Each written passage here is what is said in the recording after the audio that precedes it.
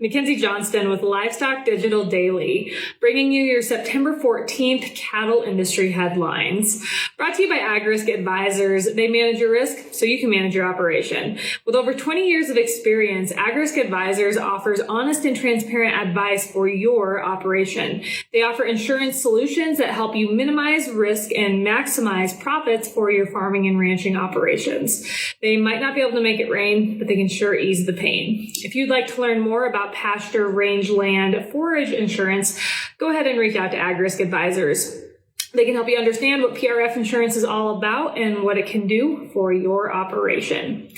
Drovers has reported the Cattlemen's Beef Board, also known as CBB, will invest approximately $38.5 million into programs of beef promotion, research, consumer information, industry information, foreign marketing, and producer communications during fiscal 2023, subject to USDA approval. And fiscal 2023, that's going to begin on October 1st, so just here in a few weeks.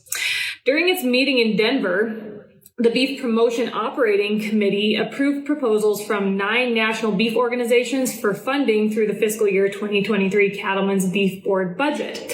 So American Farm Bureau Foundation for Agriculture, they will receive $900,000. Cattlemen's Beef Board, the CBB, they're going to receive $1.85 million. Foundation for Meat and Poultry Research and Education, they will receive $450,000. Meat Import Council of America and the Northeast Beef Promotion Initiative, they will receive $550,000. NCBA, they're going to receive $25.7 million. National Institute for Animal Agriculture, they're going to get $70,000.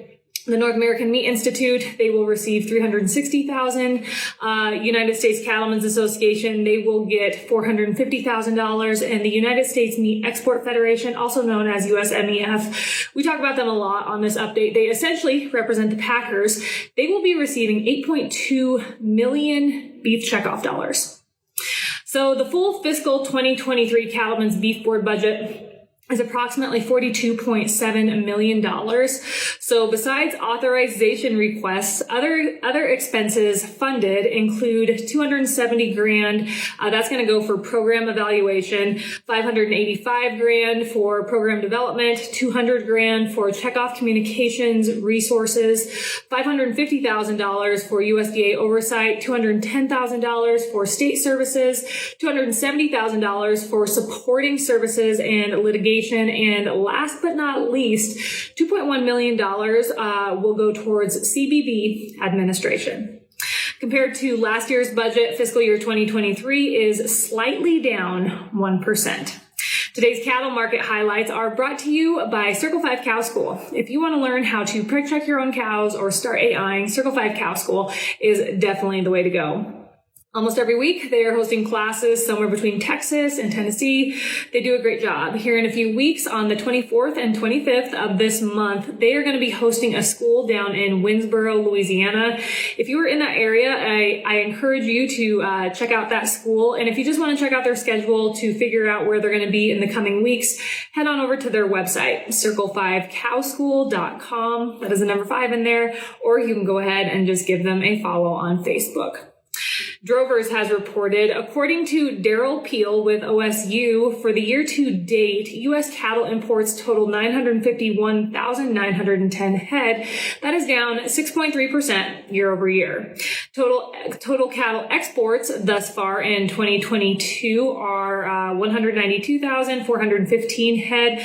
That is down almost 37% from the record cattle export total that we saw last year.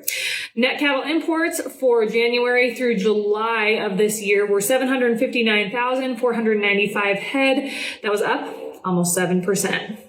So when we break these numbers down, we find cattle imports from Mexico year to date are down 30.2% year over year. For January through July, we've only imported 488,449 head from Mexico, the smallest for the 7-month period since 2009. Keep in mind, 99% of these cattle are feeder cattle. Cattle exports to Mexico for the year to date include 64,226 head. That is up almost 74%. 80% of these cattle are feeder cattle. So when you put all those numbers together, net cattle imports from Mexico are down 36% compared to 2021.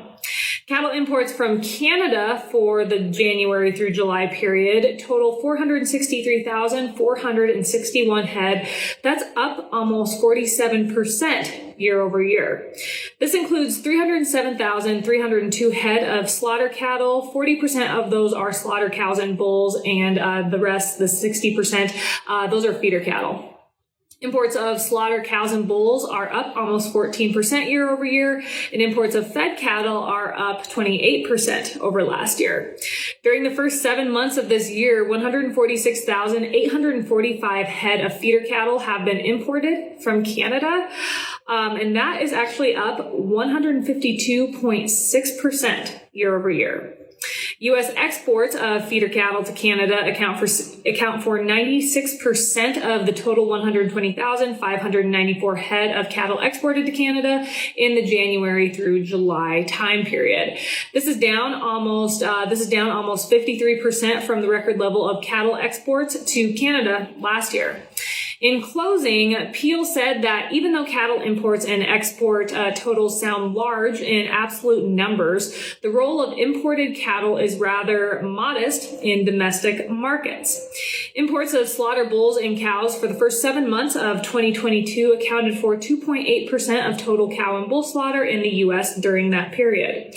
Imported fed cattle accounted for 1.2% of total steer and heifer slaughter during the same period. Net imports of feeder cattle from both Mexico and Canada for January through July only represented 1.3% of the estimated feeder supply on July 1. Drovers has also reported on Monday American Food Group broke ground on its $800 million state-of-the-art beef harvest facility in Warren County, Missouri. The plant is expected to be up and running by the end of 2024 and will process 2,400 head per day. Additionally, the plant is expected to generate $1 billion in annual economic impact for the state of Missouri. That is all I have for you guys this morning. I hope everyone is having a great week. I will catch you on Friday morning.